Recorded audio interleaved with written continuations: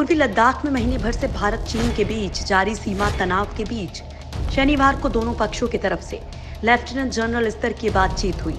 आधिकारिक सूत्रों ने बताया है कि सीमा पर जारी गतिरोध को खत्म करने के लिए दोनों देशों के बीच ये पहली बड़ी कोशिश है।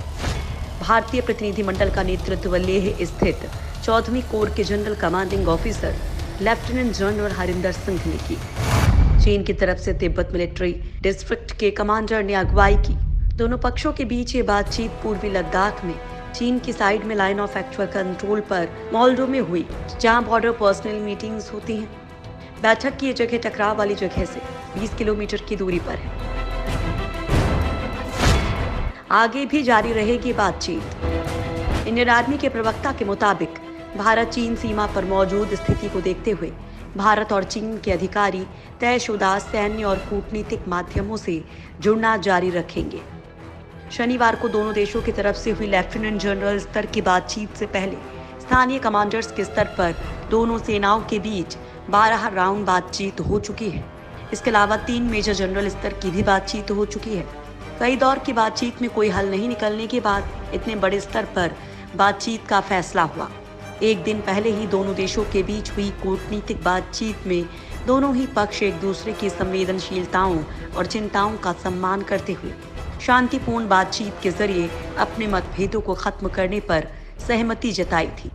बताया जा रहा है कि बातचीत के दौरान भारतीय प्रतिनिधिमंडल ने पूर्वी लद्दाख के गलवान घाटी, पैंगोंग त्सो और गोगरा में पहले की स्थिति बहाल करने की सख्ती से मांग की है। क्षेत्र में चीनी सैनिकों की बड़ी तादाद में तैनाती का विरोध करने के साथ साथ भारतीय इलाकों में भारत द्वारा इंफ्रास्ट्रक्चर के निर्माण का विरोध नहीं करने पर भी चर्चा की गई।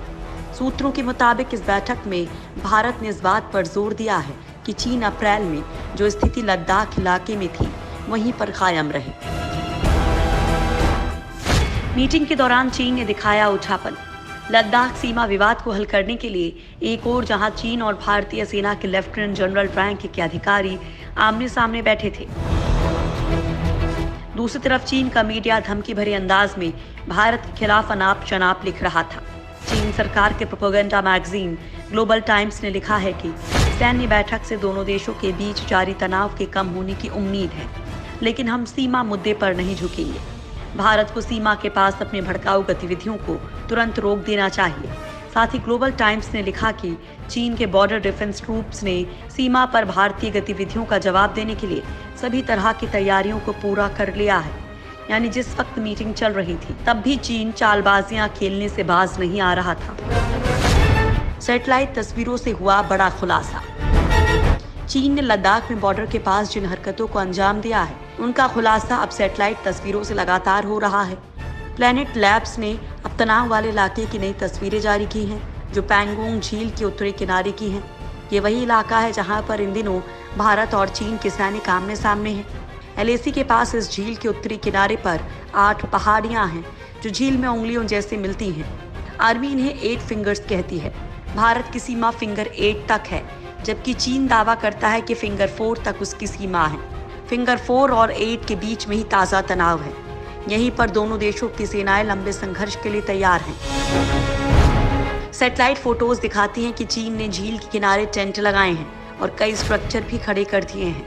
इन सैटेलाइट तस्वीरों में दिख रहा है कि झील के किनारे पहाड़ियों की तलहटी में कई कैंप नजर आ रहे हैं। 27 मई की तस्वीरें दिखाती हैं कि चीन ने फिंगर 4 तक टेंट गाड़ दिए। चीन ने भारत के इलाके में घुसपैठ की है। पैंगोंग झील पर सेना की बटालियन के 2015 से 2017 के बीच कमांडर रहे कर्नल एसडिन्नी का कहना है कि ये स्ट्रक्चर पहले वहां नहीं था। चीन ने पहले भी इस इलाके में टेंट लगाए हैं, मगर इस पैमाने पर नहीं। कुछ दिन पहले तिब्बत ऑटोनॉमस रीजन में भी चीन एयरबेस की सैटेलाइट तस्वीरें आई थी, जिनसे साफ था कि चीन ने एलएसी के नजदीक इंफ्रास्ट्रक्चर पहुंचाना शुरू कर दिया है। क्या है भारत और चीन के बीच विवाद? भारत और चीन के बीच 3488 किलोमीटर लंबी सीमा है। ये सीमा जम्मू कश्मीर, उत्तराखंड, हिमाचल प्रदेश, सिक्किम और अरुणाचल प्रदेश से होकर गुजरती है। पूरी सीमा 3 क्षेत्रों में बटी हुई है। पश्चिमी सेक्टर यानी कि जम्मू कश्मीर, मध्य क्षेत्र यानी कि हिमाचल प्रदेश, उत्तराखंड और पूर्वी सेक्टर यानी कि सिक्किम, अरुणाचल प्रदेश। मौजूदा विवाद पश्चिमी क्षेत्र के 2 इलाकों में है। ये इलाके हैं गैलवान घाटी और पैंगोंग झील से सटा फिंगर एरिया। लद्दाख में स्थित गैलवान घाटी के सीमा के पास चीन ने 80 टेंट बना लिए हैं। इसके जवाब में भारत ने अपनी सीमा में भी 60 टेंट बना लिए हैं। यहाँ भारत ने एक डिफेंस फैसिलिटी सेंटर भी बना रखा है। चीन इस सेंटर को गैर कानूनी बता रहा है। न केवल ये डिफेंस सेंटर बल्कि सीमा के पास बनाई गई 2 सड़कें भी चीन की बेचैनी बढ़ा रही हैं।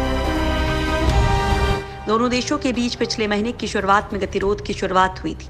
उसके बाद भारत ने फैसला किया कि पैंगोंग सो, गलवान वैली, डेमचोक और दौलत बेग ओल्डी जैसे सभी विवादित जगहों पर चीन की आक्रामकता से निपटने के लिए भारतीय सैनिक मजबूत रुख अपनाएंगे।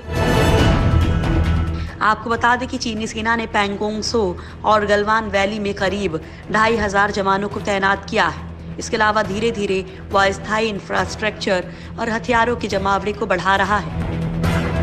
सूत्रों ने बताया कि सैटेलाइट तस्वीरों से पता चलता है कि चीन ने LAC से सटे इलाकों में बड़े पैमाने पर डिफेंस इंफ्रास्ट्रक्चर बढ़ाया है। इससे पैंगोंग झील से करीब 180 किलोमीटर दूरी पर मिलिट्री एयरबेस का आधुनिकीकरण भी शामिल है। पैंगोंग झील से सटा फिंगर एरिया। भारत और चीन के बीच दूसरा विवाद पैंगोंग झील से सटे फिंगर एरिया का है। पैंगोंग झील से सटी पहाड़ियों को फिंगर एरिया कहा जाता है। इनमें से 8 पहाड़ियों पर चीन अपना दावा कर रहा है, जबकि इलाका भारत का है। इनमें से भारत के पास सिर्फ 4 पहाड़ियां ही हैं। बाकी 4 पहाड़ियों पर चीन कब्जा जमाए बैठा है। चौथी पहाड़ी पार कर 5वीं पहाड़ी पर कब्जा करने की चीन लगातार कोशिश करता रहता है।